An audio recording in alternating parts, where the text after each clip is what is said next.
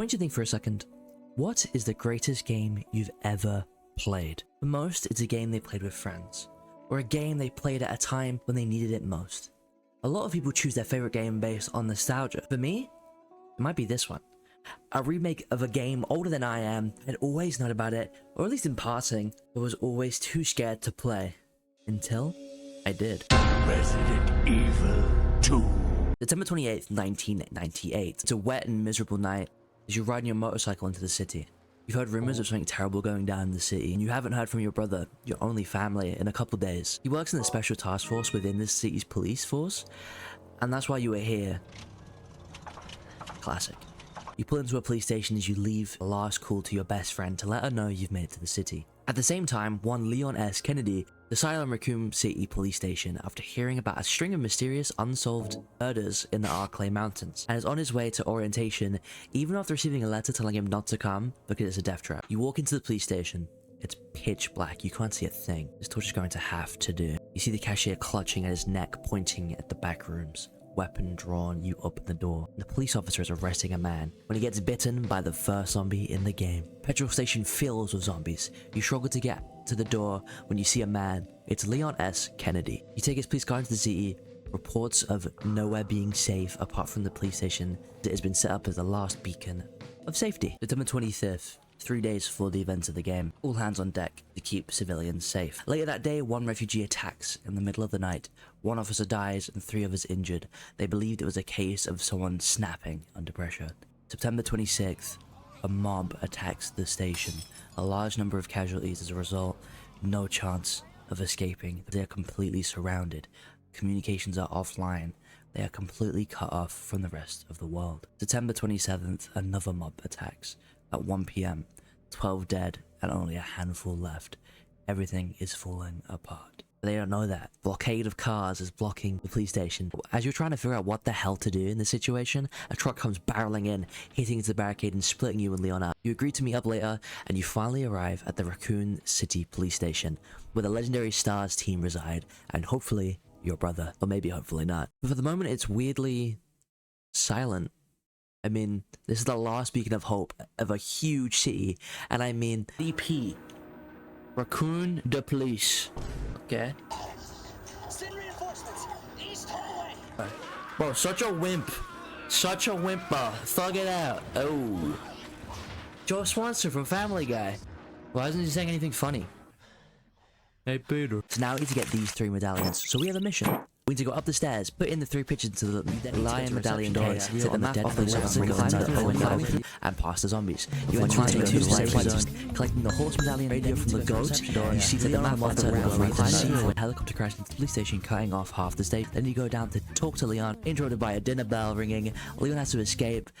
Okay, there's a lot of steps, but before we get into those, let's take a little breather. The police station is what makes this game. It's the part that always hooks me back in for a replay. The audio, the lack of resources, the tight, claustrophobic corners, variety of different looking locations. The atmosphere in this part is top class. And I honestly haven't played another game's location that drags me in as much as this police station does. We know from reading a note earlier that it is built on the grounds of a museum. This is a great time for it. Did you know? Did you know in the demo for Resident Evil 2 Remake, it had an Easter egg that you could hear Nemesis saying STARS, hinting at the fact that they were making a Resident Evil 3 remake. Just to give you some more context, what the enemies even are, we're gonna go more in depth with each enemy type throughout the video. After you and Leon split, Leon has to go through the same way that you went, but not before he suits up. Okay, back to Claire. There's one more medallion that Claire has to get before she can leave based on the note we read earlier.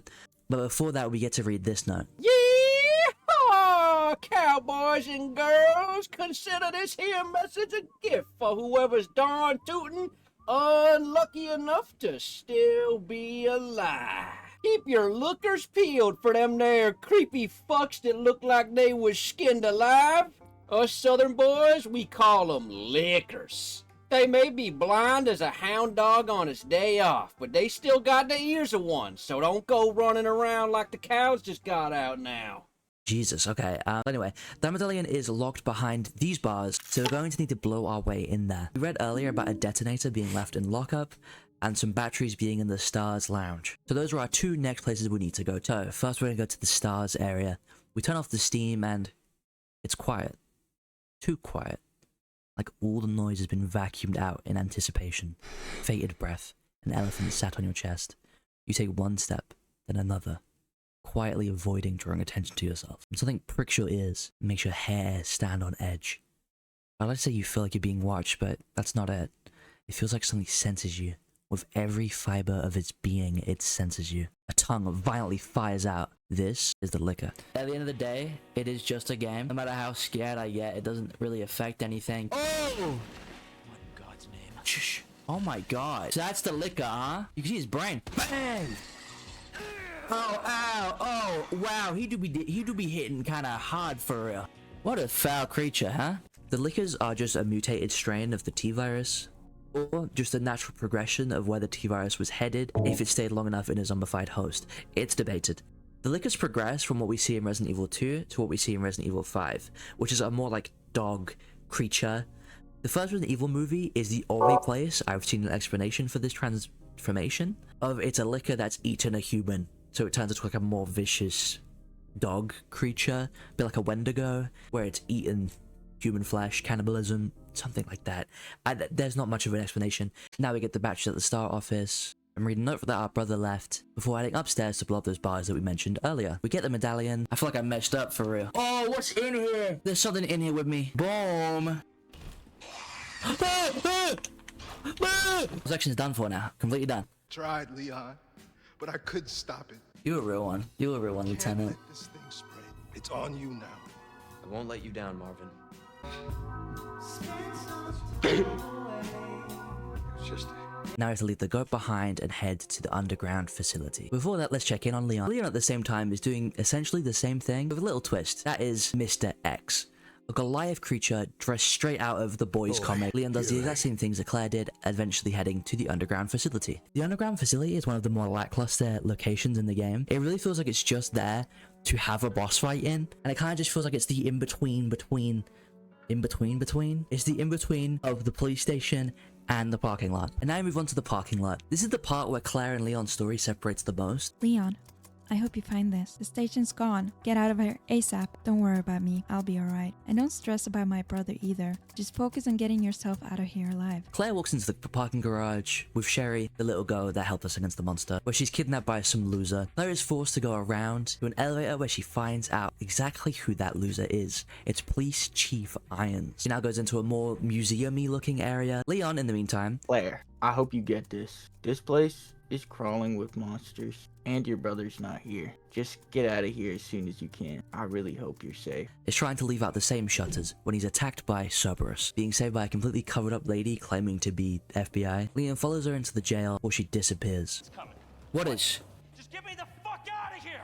Oh, what grabbed him? I was shocked here in the recording because I hadn't seen Mr. X at this point. Resident Evil 2 is split up into two stories. There's an A side for both characters and there's a B side for both characters. In this clip, I was playing as Leon A, so I hadn't seen Mr. X yet. Most people consider Claire A story, Leon B story to be the canon, even though technically they still argue about that, and technically people don't consider that the canon choices from the remake, or the canon choices because it's not the same as the original. As if they can't just change the story and make the remake fit into their own designated story.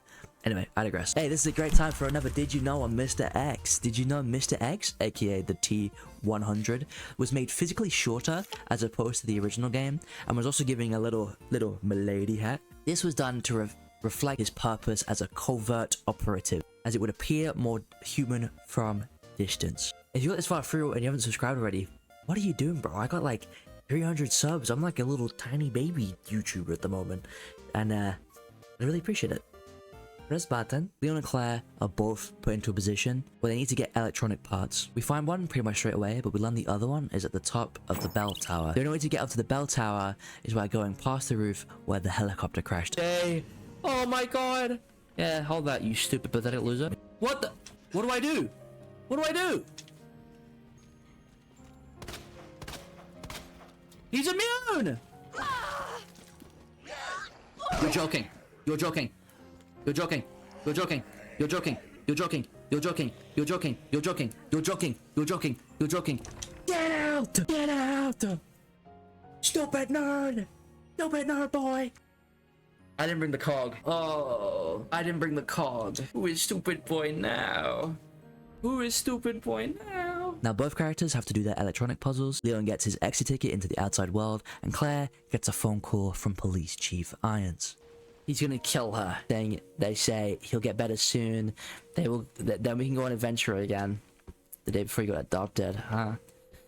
So yeah, Umbrella was testing on them. I did always wonder where they got the human test subjects from. It's from an orphanage they paid for. Please Claire, show up. Oh my, he's right behind her.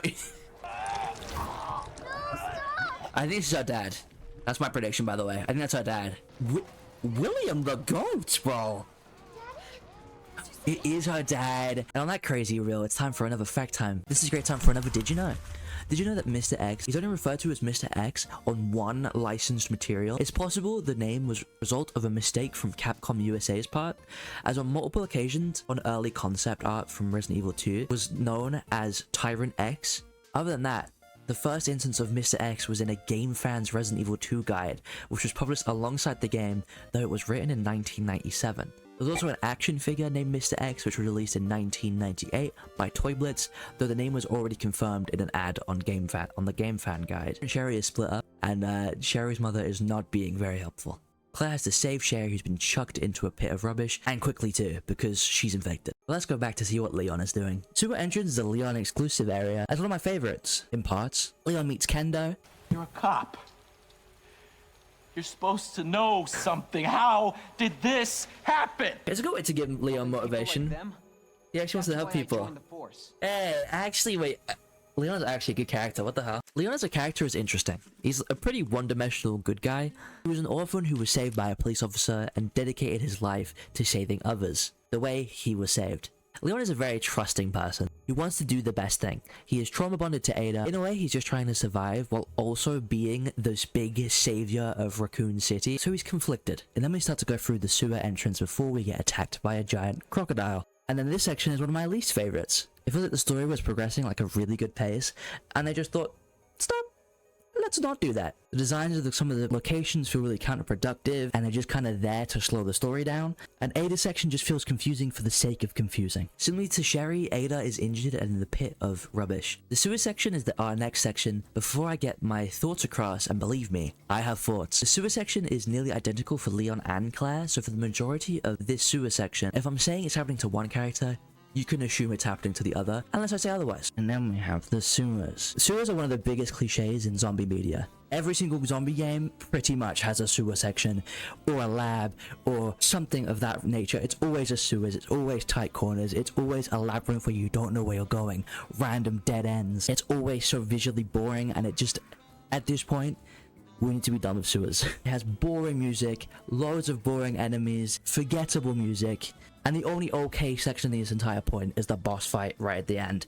And the red door is kind of cool, it has a lot of aura. September 28th, 2:30 a.m. It's down to me and 3 others. No weapons, no ammo, no nothing. Officer Phillips said we should try to escape through the sewers. Apparently there's some secret tunnel under the precinct from its museum days. At first, I thought no chance, but now it doesn't seem like such a bad idea. Even with no proof that there's a tunnel, or that the sewers aren't infected with zombies, we can't just sit here and die. We're going to have to find out sooner or later. It's a long shot, but we must try. Watch a videotape of William being killed and a vial of G being fed on by rats and spilling into a drain.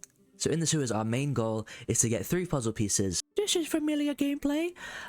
This place is like a labyrinth. The idea of the sewers is really interesting. The execution, not so much. We have to run around and find a key to unlock a door to get 1 puzzle piece, and then the last 2 are in the same place. We have to go through this place with the failed G's into the red door we mentioned earlier, do a puzzle, and get the flamethrower, baby. Well, the electric stun gun if you're Claire. See what I said earlier about them sometimes having differences. Ada, what the hell can a man do? What can a man do? Oh my god, bro, I was gonna say just full throw, bro. It'd be so much easier. Oh, he's full weird mode. What the hell? Get on that thing. They might miss. Guys, please don't miss. Please don't miss. Please don't miss. Okay, it didn't miss. It didn't miss. Open up. Skidoosh. Now we've defeated William, we go into the pit to save Ada, or Sherry, respectively. We now have a new goal to go take the tram down to the nest, leaving a note to the other person, Leon leaving a note saying, Claire, if you've made it this far, you're almost out of the city. I've got to go take care of something before I leave, but I need to tell you something in case I don't make it. This was all Umbrella's doing. Let the people know. and similarly Claire leaving a note saying, Leon, I have to take a detour to help this girl I found. If I don't save her, I hate to think what might happen. You go on ahead. We're almost out of the city now. Don't worry about me. I'll make it out. Promise. in comparison to Leon, Claire is a way more complex character. She's an orphan. What? They're both orphans! Who relied on her brother for most of her life, but she's also no pushover. She starts by trying to find out what happened to her brother, then trying to escape, and then she meets Sherry, a girl she sees herself in a lot. A lot of Claire's character comes down to compassion. She's a truly human character who shows in this game that she would be a great mother, which Resident Evil Revelations 2 kind of goes back on a little bit, but we'll talk about that game when we get to it. They're going to the nest with different goals in mind. We have to get to the nest. Curing Sherry, or saving the world if you're Leon. And while we're here, we might as well do another fact time. Hey, this is a great time for another Did You Know? Did you know a fan-made remake of Resident Evil 2 called Resident Evil 2 Reborn was in the works, which was built on UE5. The release was planned for late 2015, would have been available for free to download. However, in August 2015, Capcom politely asked the developers to cancel their project as an official remake was in the work. After the team agreed to cancel the fan-made project, Capcom invited them to the studios so they could add their own input on the remake. That's fantastic of them. That is great. I wish they did that more. What if you're I'll do it. What if you need help? Actual Riz. Jill and Ada have an interesting relationship that we'll get into more later, but it is realistic that they would get close, trauma bonding and all that jazz. But we don't have time for that. Time for the lab.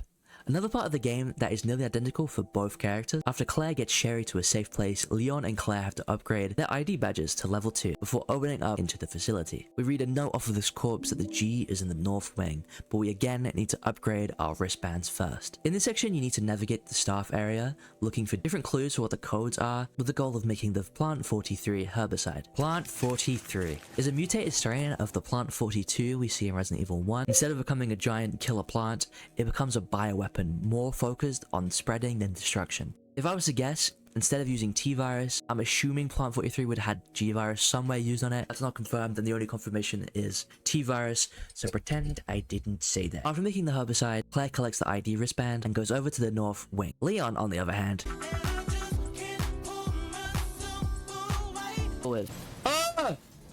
there's implemented. Him again? Oh, he actually. Oh, not that they're pretty much identical. You head to the north wing. I'm not 100% sure what you're going to see. In unauthorized contact with the US military. Behind the scenes before this game and after the last, Wesker and Birkin were planning on betraying Umbrella for different reasons. Birkin wanted to give his research to the US government for asylum for his family to be safe. Wesker wanted control, silently plotting to betray them. The G-Virus, or Gologath virus, Goliath? Is it Golotha? I have no idea. Virus lowers intelligence, which we get, and inserts a desire to reproduce within the host, seeking out someone with closely related DNA, but it's usually unsuccessful. They hypothesize that a close relative, like a child, would make it successful, which is why William follows Sherry so incessantly. The only successful G we see in the entire game is William. We see different stages of successful attempts and some unsuccessful G in the sewers and orphanage, but other than that, the only successful variant of the G virus was William. All of the monsters. Wait, you're against Umbrella too? Yeah, you're Umbrella. Yeah, no, she wasn't, bro. She's chill. But we never meant for this to happen. That makes sense. I mean, this is awful. The whole city is like in disrepair. Okay, so it's 3 bullets from that gun. Oh, she's so cooked, huh? That's like a Bane backbroken. Okay. What the hell? How am I supposed to kill that? Jesus, bro. We end this here. This guy looks so cool. What a cool designed enemy, bro. Oh my god. I want to go back at the end of this stream and then see what he looked like in the old gen. You know, when it was on the PlayStation 2, to see if he looked just as cool as this, which I assume he did. Second stage. That's awful. Why would I want a second stage? Oh, no. Is he dead? Did I do it? I don't trust it. Tell me he'll destroy that G sample. Oh, it's evidence. It's going to the FBI. Oh, is that a dumb mistake? That bitch. Yeah. Yeah. What's that supposed to mean? Yeah, what is that supposed to mean? What? She's not FBI. She's a mercenary. What? She's gonna sell it. The G-Virus is gonna go to the highest bidder. What? There's no way she would sell it. Don't you dare betray me. I was just thinking about you. That makes two of us. Don't betray me. G-sample, we get the hell out of here. Before we do that, she claims you're not FBI. Gonna trust her over me? Why couldn't you just hand over the sample? What the hell? She betrayed me. Ada Wong is one of the most confusing characters to me, because on one hand, she's a cold, calculating manipulator that does anything for money. Sounds like my ex. And on the other hand, she deeply cares about doing the right thing, and she fights with her desire for money, do the job she's been trained for, and doing what her heart says, which is why she's one of my favorite characters. Yeah, drop the gun. Yeah, Leon, baby. Yeah, shut up, Ada, shut up. Aura, actual aura. W, baby. Oh no. Claire? Based. Kind of based. Oh, are we really falling for this Riz? Oh no. Oh, it's gonna get destroyed either way. Oh my god. Is this the reason that Leon gets stronger for the next game? Because he couldn't pick her up? It's not worth it. Because in the 4th game, he's like buff.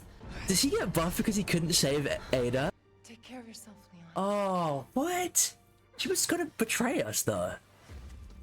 Damn. Why is it playing sad music? I didn't really like Ada that much. I guess, like, if that's the first time Leon's had any female attention, kind of based, but she betrayed us. We met her in the same day. I guess the joint trauma thing I was talking about previously kind of gets us together, and she helped me and I helped her, and we looked after each other, banded each other up. It was, like, kind of an intimate feeling thing. I'm not gonna lie. Leon escape seems a lot more hectic. Claire slowly walks out until she gets to a dead end where Sherry has to go around and unlock a door, which is like the most overused trope with children in a video game, where you have to wait and, oh my god, there's 3 enemies, not 3.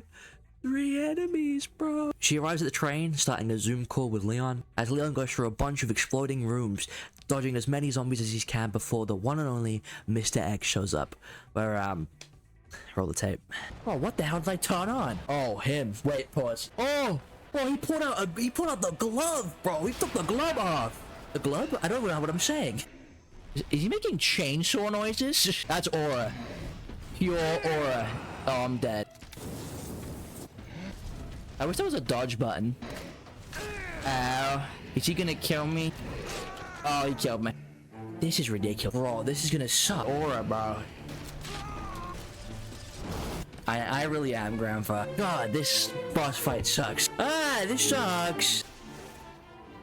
One more stage. Come on. Boom. Charge up, baby. Riz is already getting cringe. Oh, 100%. Oh, did we do it? Did we do it? Please have saved right here. Please have saved right here. A certain someone. What? Gravity. A certain someone throws us an anti-tank. Gravity. Oh, it's Ada. It's not gravity. It's Ada. Rifle.